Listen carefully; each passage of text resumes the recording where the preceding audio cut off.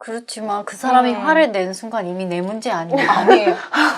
좋아요, 선생님. 중요한 얘기예요. 누군가가 화를 냈을 때 내 문제가 되지 않게 하기 위해서는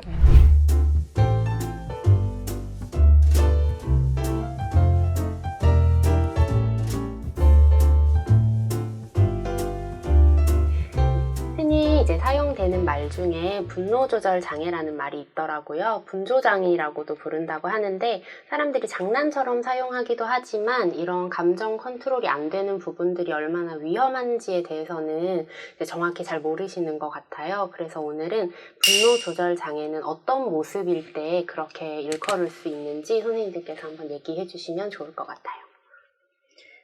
요즘 분노 조절 장애라고 많이들 사용하시지만 일단은 저희가 보는 DSM-5 상에서는 분노 조절 장애라는 말은 명칭은 없죠. 네, 딱히 없고요. 네, 그래서 그냥 일상생활을 하시면서 사람들이 이런 모습을 보이면 감정 컨트롤이 잘 안 되는구나 라고 생각하시면 좋을 것 같아요. 그런 부분들이 일단은 예민한 모습들을 보인다거나 아니면 과민하게 반응을 한다거나 성마른 태도를 보인다거나 아니면 다른 사람하고 논쟁을 좋아하고 요구적인 모습들을 보이는 것. 그리고 본인이 계획했던 거나 본인이 원하는 게 뜻대로 되지 않았을 때 그 감정 표현을 하는 정도가 내가 생각했을 때 선을 지나치는 정도, 선을 넘는 정도, 지나치게 과하다 생각이 들 정도의 모습을 보인다면 그 분들은 이제 감정 조절에 어려움을 느끼고 계신 분들이라고 생각하시면 좋을 것 같아요. 근데 보면 매번 그런 상황에서 이렇게 그런 것들이 나타난다기보다는 특정 상황에서만 그런 행동들을 하시는 분들이 있잖아요. 폭발적인 감정 표출이라든지 평소엔 정말 괜찮다가 그런 것도 문제가 있는 거라고 볼 수 있는 건가요? 그렇죠. 근데 그런 분들은 특정 상황에만 그렇다라고 하면 무슨 장애다라고 얘기할 수는 없겠지만 본인이 그러니까 살아가면서 해소하는 어떤 특정 상황을 만들었을 가능성은 크죠.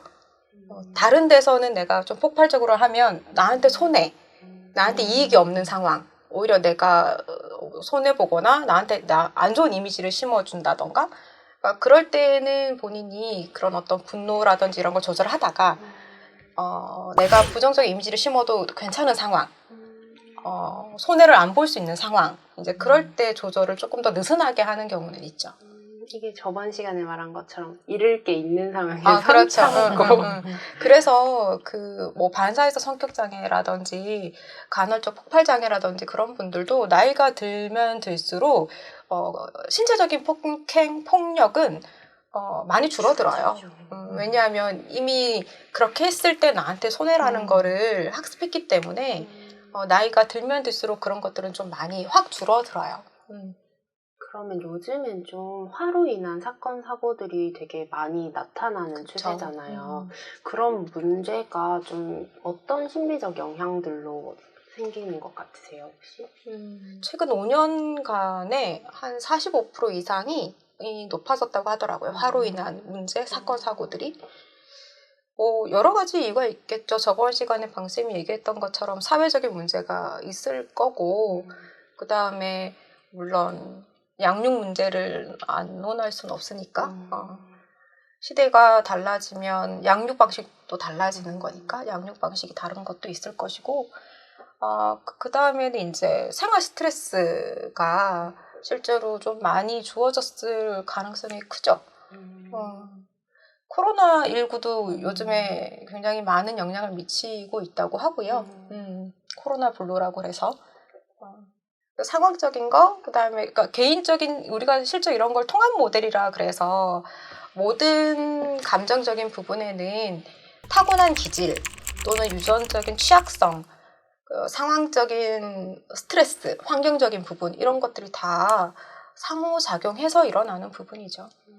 딱 한 가지가 문제가 있다라고 할 수는 없고.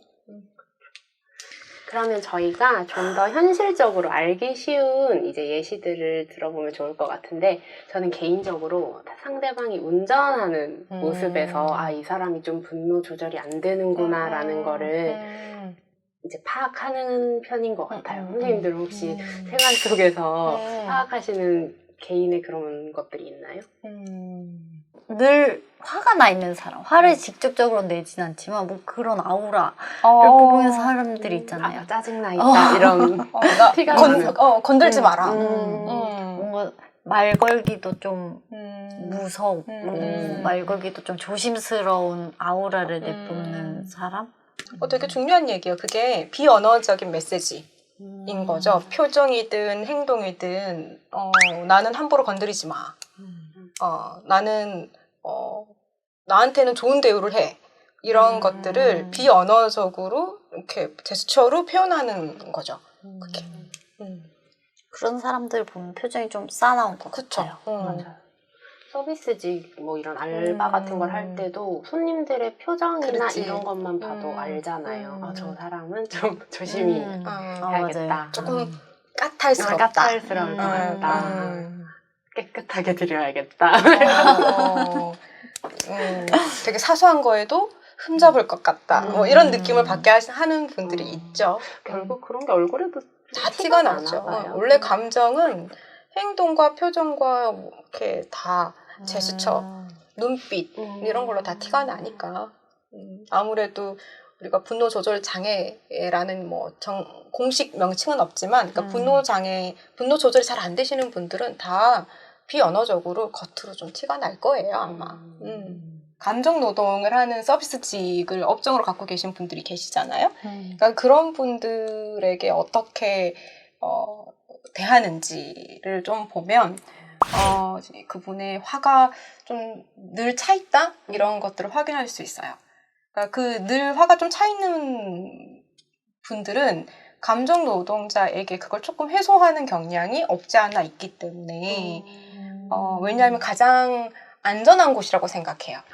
내 화를 내는 건 합당하다 그 사람한테. 왜냐하면 나는 돈을 지불하고 그 돈에 합당한 서비스가 와야 되는데 그 서비스에 그 상대방의 인격까지 포함되어 있다라고 생각을 하시는 분들이 많아요. 분노 조절이 어려우신 분들은.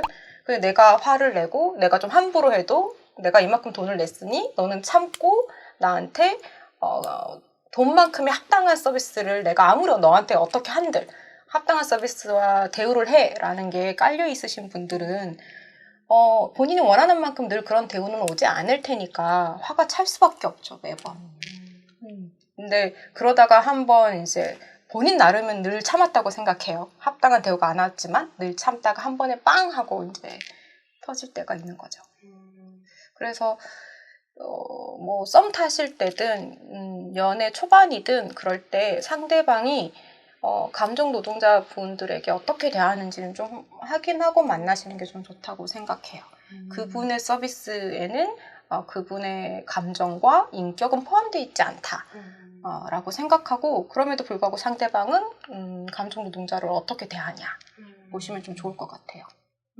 좀 비슷한 개념인 것 같은데 가족들에게 하는 행동, 뭐 여동생 그리고 뭐 누나, 뭐 남동생이나 엄마 아빠에게 통화를 할 때 뭐 짜증이 묻어나는 말투를 자주 쓴다던가 이런 것도 아까 말씀하신 것처럼 자기 화를 다 받아줄 수 있는 상대라고 생각했을 때 나오는 행동 같거든요. 그런 것도 좀 썸 탈 때 알 수 있는 부분 중에 하나이지 않을까. 그렇죠. 근데 그게 이제 가족 역동이라고 하잖아요. 가족 역동은 뭐 화뿐만 아니라 다른 부분에도 이제 문제를 드러낼 수 있는 거기 때문에 가족 역동은 연애를 길게 하거나 아니면 결혼까지 생각하는 사람이라면 그거는 꼭 살펴봐야 되는 부분이죠. 그분들은 본인에게 그런 조절이 안 되고 있다는 걸 알까요? 성격 장애가 아니고서는 알 거예요. 반사에서 성격 장애면 본인한테 문제가 없고 다 타인한테 문제가 있다라고 얘기를 하는 테지만 성격 장애가 아닌 뭐 간헐적 폭발 장애라든지 파괴적 기분 부전 조절 장애라든지 뭐 이런 장애를 때문에 화를 못 참으시는 분들은 본인이 화를 못 참아서 오는 거기에 상응하는 결과 이런 것들 때문에 괴로워하기 때문에 아마 본인이 화를 못 참는 거를 알고 있을 거예요. 왜냐하면 화를 못 참으면 늘 결과는 따라오게 되어 있기 때문에. 그러니까 우리가 장애라고 하는 거죠. 내가 알고 있고 고치고 싶지만 고쳐지지 않는 것. 그러면 이제 영상을 보시는 분들 중에 내 스스로가 좀 그런 분노 조절에 대해 문제가 있다라고 생각하시는 분들도 있을 수 있잖아요. 그분들이 좀 부정적 감정을 잘 해소할 수 있는 방법이 있을지 그것도 알려주실 수 있으면 좋겠어요. 저는 화에 대해서 뭐 집단 치료를 하든 개인 상담을 하든 화에 대해서 얘기를 할 때 자주 말하는 것 중에 하나가 화가 나는 것과 화를 내는 것을 일단 구분하는 것부터 시작해야 된다는 얘기를 굉장히 많이 해요. 그러니까 화가 나는 순간 내가 화가 났다라는 감정의 인식을 하기도 전에 화를 내버리는 사람들이 굉장히 많거든요. 그래서 화에 대한 인식부터 하고 과연 이 화를 내야 하는 화인가 아니면 그냥 흘러보내도 되는 화인가 를 좀 구분하는 시간이 필요해요. 그렇기 때문에 아까 쌤 얘기하신 것처럼 한 템포 쉬어가는 게 좋다. 그러니까 한 템포 쉬어가는 게 좋다라는 건 누구나 다 알고 있지만 왜 그래야 되는지 잘 모르시는 분들이 있어요. 그러니까 그걸 명확하게 말씀드리자면 화가 나는 것과 화를 내는 건 다른 것이다. 이 화가 과연 내야 하는 화인가? 를 조금 생각하게 할 시간이 필요하기 때문에 좀 한 템포 쉬어야 되는 것 같아요. 내야 하는 화는 어떤 화인가요? 여기서 우리가 간혹 편집증 성격장애를 이야기할 때 앞에 꼭 이렇게 전제 조건이 근거 없이 의심하고 불신하고 적개심을 갖잖아요. 그쵸. 앞에 그 근거가 있냐 없냐가 되게 중요해요. 그러니까 내가 지금 화를 내야 되는 이 상황에 내가 뭐 여러 가지 상황들이 있을 수 있죠. 뭐 부당한 대우를 받은 것 같다라든지 누군가의 갑질이 있는 것 같다라든지 요즘 갑질 논란이 너무 많으니까 그런 게 있을 때 정말 이걸 객관적인 근거가 있는가를 보는 게 필요해요. 주관적인 것보다. 아니라. 그래서 그 객관적으로 보려면 그래서 또 한 템포가 필요한 거죠. 감정이 올라왔을 때는 객관적으로 볼 수가 없어요. 그러니까 쇼핑 중독이신 분들한테도 지금 그걸 사고 싶으면 하루, 이틀, 3일 후에도 그게 사고 싶은지 보라고 얘기를 하거든요. 화도 똑같아요. 지금 화가 났으면 하루, 이틀, 3일 후에도 똑같이 그 상황을 떠올렸을 때 화가 나는지 보라고 얘기를 하거든요. 그래도 화가 난다라면 그때는 이걸 어쩌면 내야 할 화일 가능성이 굉장히 높죠. 그럴 때는 객관적인 상황을 본인이 인지하고 화를 내야 돼요. 그게 건강한 표현이죠. 내가 이런 상황에서 내가 이런 기분이 들어서 내가 지금 이런 얘기를 해 라고 이제 이걸 화를 낸다라고 하는 거죠. 3일을 참아도 생각이 고쳐지지 않으면 화가 나는 건 똑같은 거 아니에요? 이거 얘기를 해야죠. 그때는 이제 해소를 해라는 얘기인 거죠. 그렇게 됐는데 그게 그냥 주관적 근거에 의한 화예요. 그럴 수도 있죠. 그러면 이제 그때는 화를 내고 여기서 수정을 해야 되는 거죠.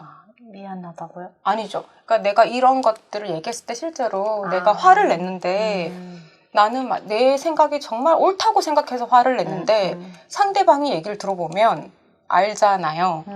네.